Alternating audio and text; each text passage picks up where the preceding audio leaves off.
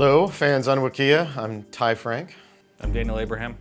And we're here to answer your questions.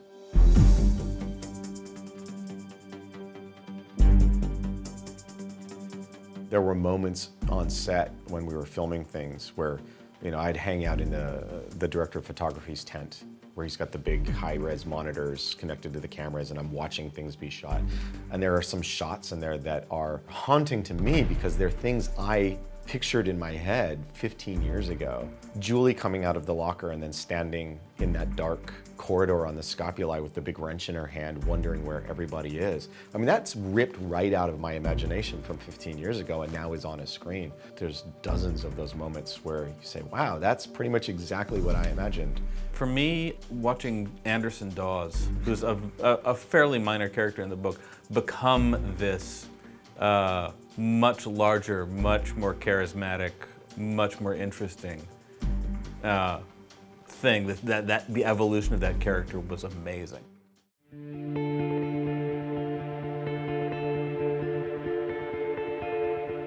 Yes, but it's a seasoning, not the main dish, because we've made the, I would say, bold choice to not subtitle.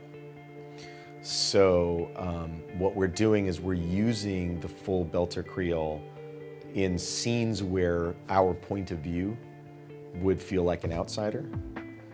And we use it to create that sense of separation. So early on, there's a scene with Detective Havelock, who's not from the Belt. And he's listening to a conversation between his partner and a Belter woman.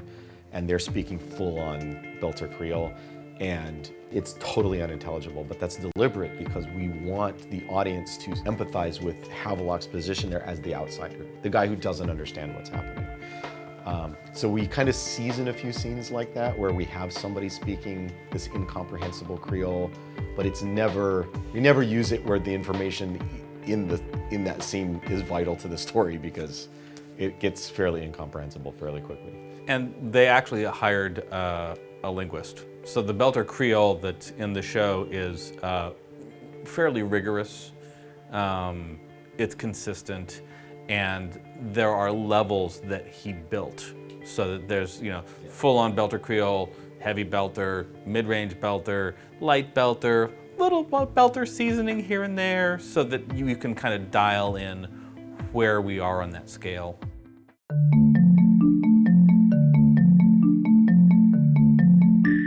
Skip any ships, did we? I don't think we did. No, I think we've got them all in there.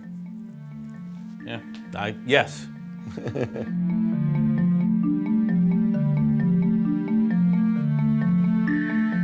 For me, the device itself is kind of meaningless. I mean, the reason we called them hand terminals is because the idea is that you're not carrying a device that does anything other than give you access to the network. That all the processing power is somewhere else in the cloud. All the data is stored somewhere in the cloud. And basically what you're carrying around is something that lets you connect to other technology. And that's from my old days working on dumb terminals back on mainframes where the thing sitting on the table was stupid. It couldn't do, it was basically a keyboard and a screen and it had no processing power. And there's a mainframe in an office somewhere that's doing all the computing. So what the thing looked like is almost, to me, it was almost meaningless because it's just an interface device for something else. So what we came up with on the show is something that looks like it barely has any technology to it, but connects to other things and projects things and is very flexible in how it's used and depending on what position it's in, it works differently. So they got pretty close to the idea. Visually, I never had a strong sense of what they should look like. I never really cared about that.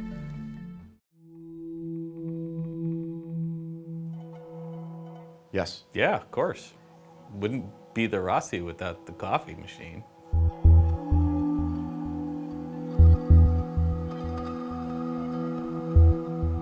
Everything uses a real set, but almost every set has at least one set extension. So everything is a mix of practical and CGI.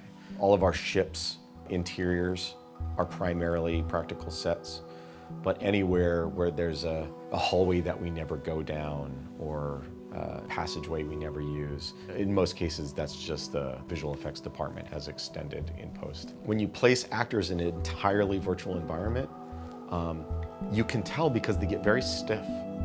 At least to my eye, they get very, they don't want to move around very much because they don't know what the room is going to look like when the visual effects department is done, and all they've got is little tape markers on the floor saying stand here, move over to here, and so there's just no sense that they're actually in a place. So no matter how beautiful the visual effect is, it still doesn't look right. The human eye picks up something's not right. So we create a lot of environments where the actors can lean on things and sit on things, and none of that is scripted. We don't say, walk over here and lean on this thing. It's just, you put actors in an environment that feels real, they start interacting with it like it's real.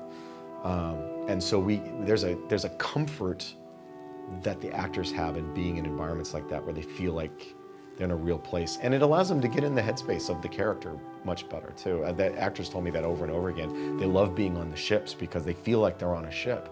And so it's easier for them to get in the headspace of their character, who is a person who lives on a spaceship.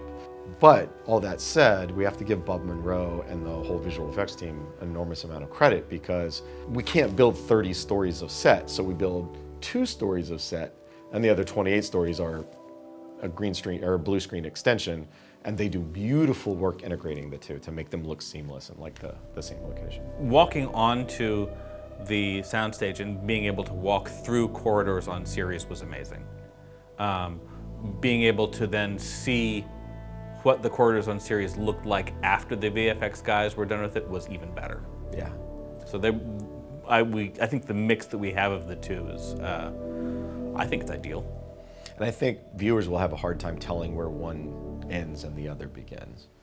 A lot of the shots that I've seen in post that are finished shots, I was on those sets, and I can't tell where the practical set ended. I'm trying to remember where it ended because it's just seamless.